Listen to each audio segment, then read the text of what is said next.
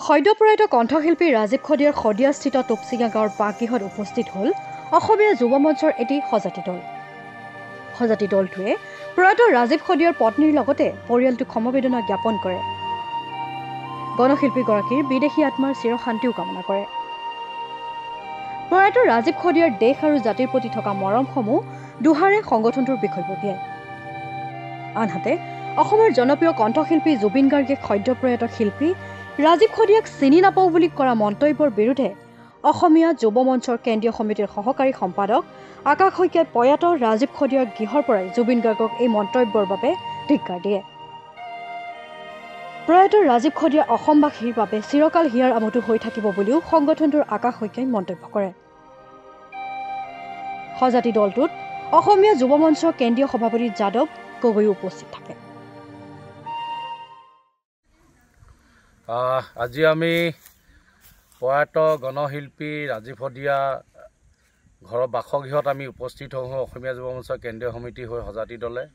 আমি তেওঁ ঘৰৰ বাসগৃহত তেওঁ সহধৰ্মিনীক আমি শোকবাৰ্তা প্ৰদান কৰোঁ পৰিয়ালবৰ্গক।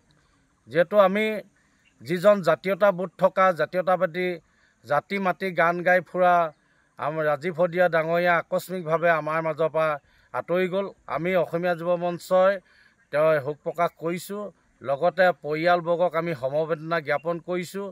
আৰু অনাগত দিনত আমি চৰকাৰক এটাই আমি আহ্বান জনাব বিচাৰিছোঁ অসমীয়া যুৱ মঞ্চৰ পৰা, তেওঁ পৰিয়ালৰ এটা সংস্থাপন দিয়া ব্যৱস্থা গ্ৰহণ কৰক। কাৰণ যিহেতু ৰাজীৱ খদিয়া হৈছে এজন জাতি মাতি গান গোৱা মানুহ, জাতীয়তাবোধ থকা মানুহ, আৰু এই ৰাজীৱ খদিয়াক আমি কেতিয়াও পাহৰিব নোৱাৰোঁ, অসমবাসীও পাহৰিব নোৱাৰে।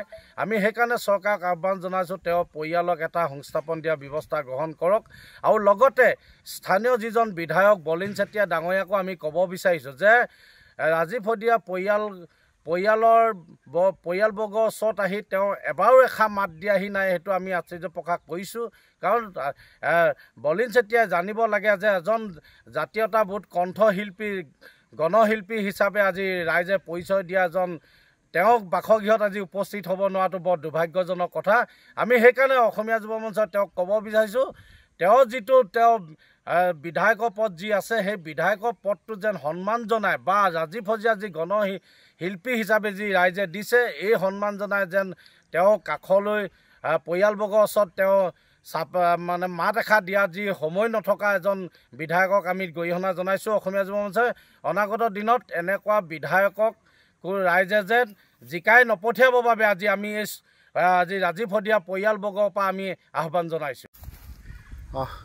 আমি আজি অসমীয়া যুৱ মঞ্চই এটা সজাতি দল আহি প্ৰায়ত আমাৰ ৰাজীৱ দাৰ ঘৰত আজি আমি আহি উপস্থিত হওঁহি।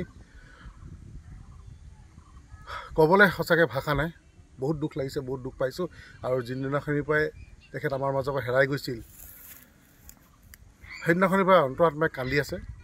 আৰু আজি আহি সঁচাকৈ বহুত দুখ পাইছোঁ। আৰু লগতে যোৱাকালি জুবিন গাৰ্গৰ যি এটা সামাজিক মাধ্যমত এটা বাইট দেখিলোঁ, সঁচাকৈ ঘৃণনীয়।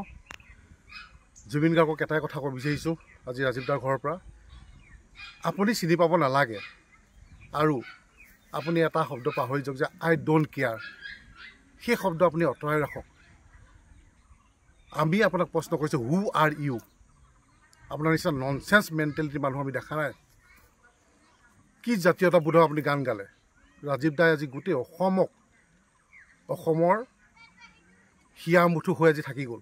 কিন্তু আপোনাকো তেনেকৈ আমি ভাবিছিলোঁ, সেই শ্ৰদ্ধা ভক্তি দিম বুলি ভাবিছিলোঁ, কিন্তু তাৰ যোগ্যতা যেন আপুনি নহয়, তেনেকুৱা আমাৰ অনুভৱ হৈছে। গতিকে জুবিন গাৰ্গক আমি সকিয়নি দিছোঁ যে এই যি আপুনি শব্দটো ক'লে, আপোনাক সসন্মানে আপোনাক উঠাই ল'বৰ বাবে আমি অসমীয়া যুৱ মঞ্চই আপোনাক অনুৰোধ জনাইছোঁ। আৰু আমাৰ শ্ৰেষ্ঠ মুখ্যমন্ত্ৰী ডাঙৰীয়াক আপোনাক বহুত গালি পাৰোঁ, কিন্তু আজি আপোনাক গালি নাপাওঁ, আপোনাক আজি প্ৰাৰ্থনা জনাইছোঁ আমি অসমীয়া যুৱ মঞ্চৰ ফালৰ পৰা, ৰাজীৱ দাৰ বৌক এটা চৰকাৰী সংস্থাপন দিয়ক। কাৰণ তেওঁ এটা কণমানি ল'ৰা আছে, বা তেওঁৰ পৰিবাৰৰ স্বাৰ্থত তেওঁৰ পৰিবাৰৰ চকুলৈ চাই যাতে এটা গভৰ্ণমেণ্ট চাকৰি ব্যৱস্থা কৰি দিয়ে।